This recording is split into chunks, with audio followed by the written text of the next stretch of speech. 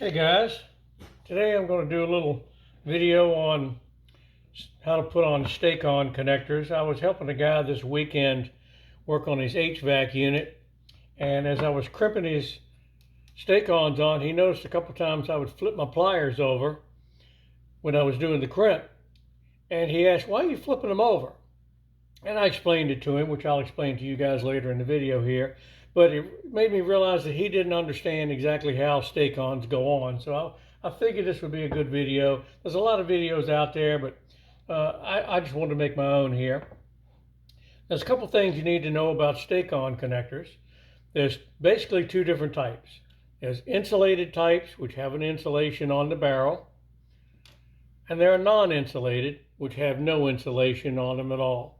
These you would typically use in a high heat application, such as heater connections or something that's going to be in a hot area, because the insulation may melt off and you don't want that. There are basically three different sizes for the insulated that most people will run across. There's a yellow, a blue, and a reddish pink. The yellow is for 10 to 12 gauge wire.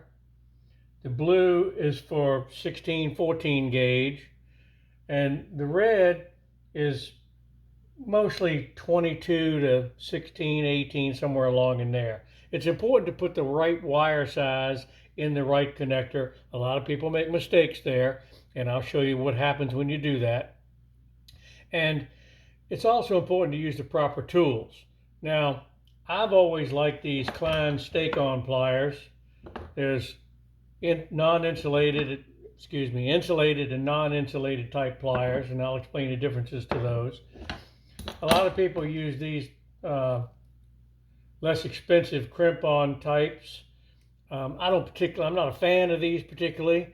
They have the type for the insulated and a type for the non-insulated, and you can see here the insulated is a little more rounded, and the non-insulated has a little sharper point where it divots in there.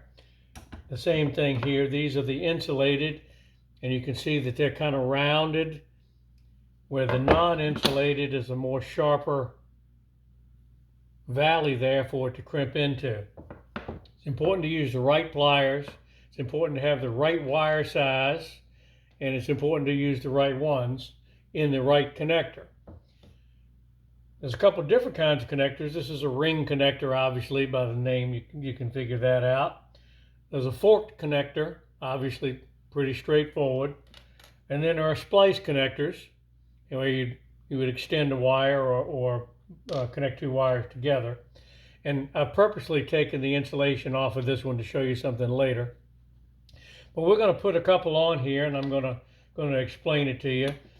I'll strip back a piece of number 10 wire here. I like my automatic strippers. I'm kind of lazy. I strip back about 3/8 of an inch of wire. We'll use this forked connector.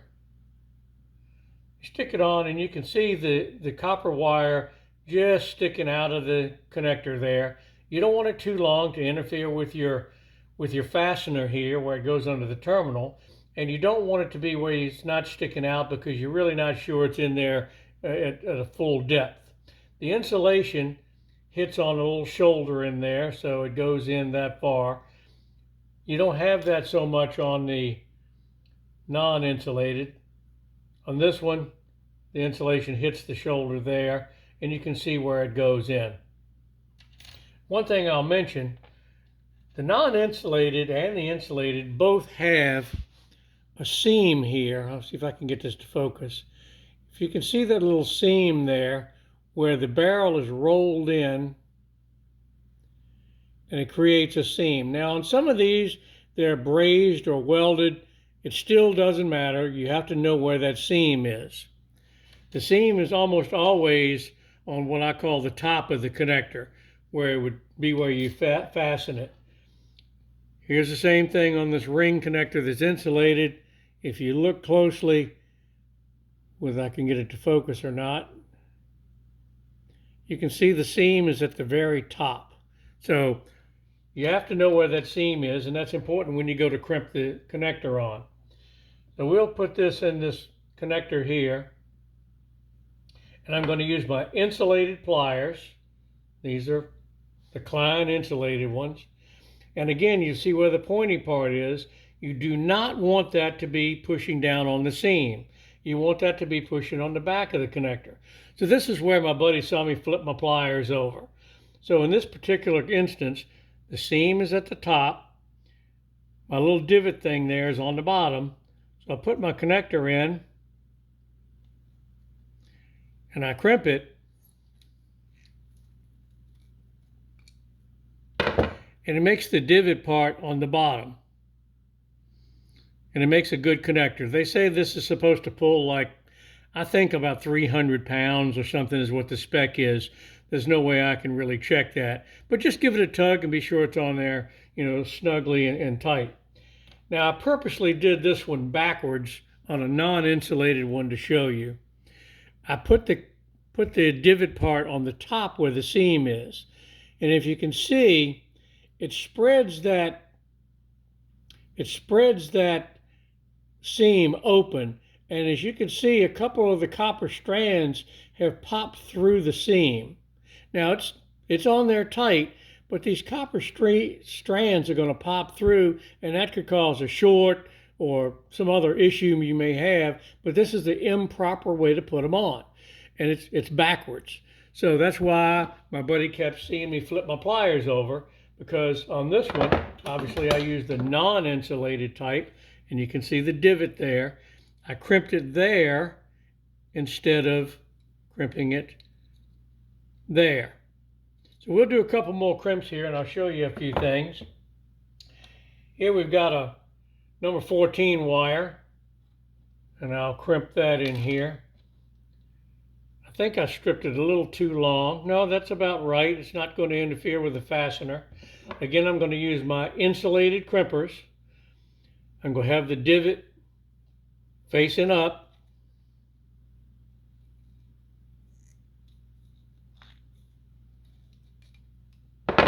Made the crimp. The divot's on the back. It's good and snug. Not going to come out.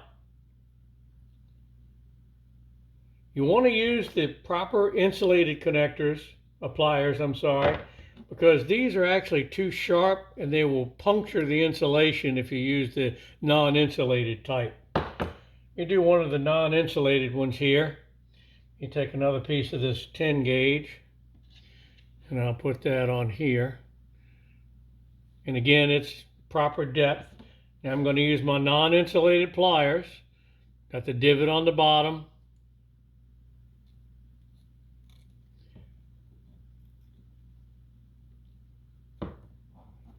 These are stainless steel connectors because they're high heat connectors, so they're a little tougher to crimp.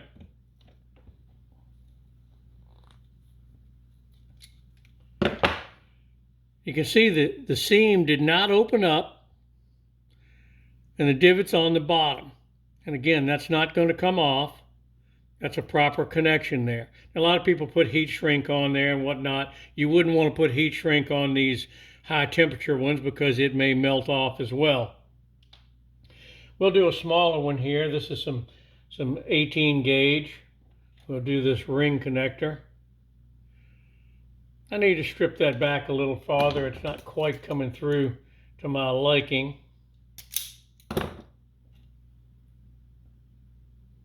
There we go, we can see that. Again, we use the insulated pliers. The divot's on the bottom.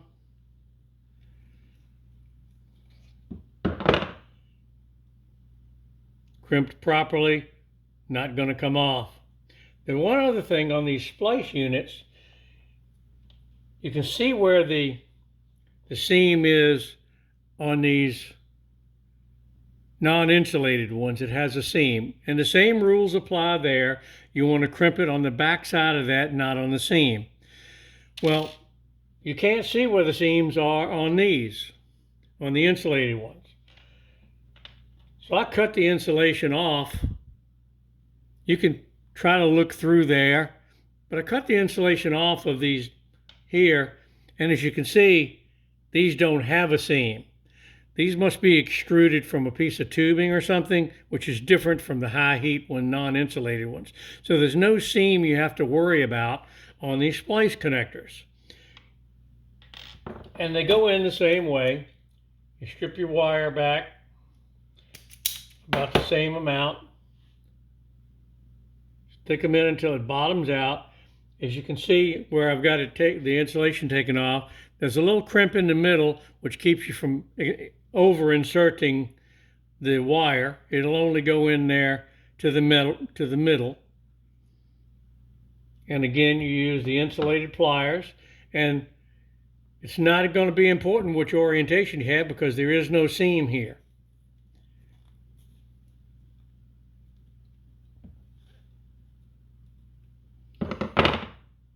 It gets crimped, and again, it's on there.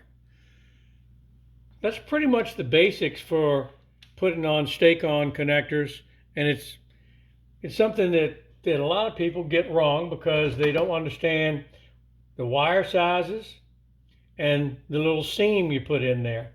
Now, there's something else I wanted to show you. Let's try to put a number 14 wire into the connector, and I'm going to make it a little long so you can see it. We're going to put this into a connector that's made for 10 or 12 gauge. Now you can see how loose that wire fits in there. It's really not going to hold good. When I crimp it, it's going to flatten out the connector. It's not going to give a good connection. Again, the wire's too long, but you can see how nice and tight that fits on the wire, on the connector. It's not loose, it's not going to fall off. This guy, it's just not going to make a good connection. The other thing I've seen people do is they'll try to put too big of a wire into a small connector. This won't work, so they'll take and spread some of these strands out and cut them off to make it work. Definitely don't do that. Now I'm not talking about an emergency situation where you're broken down on the side of the road or something like that where you do what you have to do. But in normal production work, you never want to cut these things back.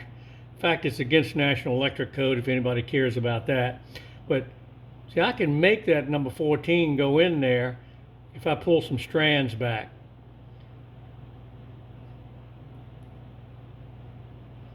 So I could crimp that in there, but I'm only using about half of the wire diameter, which cuts down on the ampacity. It's going to create heat. Just not a good deal. Try not to ever do that. It's just not good practice. So pick the right wire size for the proper connector, use the proper tools, and use it in the proper orientation, and you should be fine. Take your time and hit the like and subscribe buttons if you would guys. I really appreciate it. It'll help me out. And if this has been kind of beneficial to you, or you've got any kind of questions, please leave a comment and let me know what you think.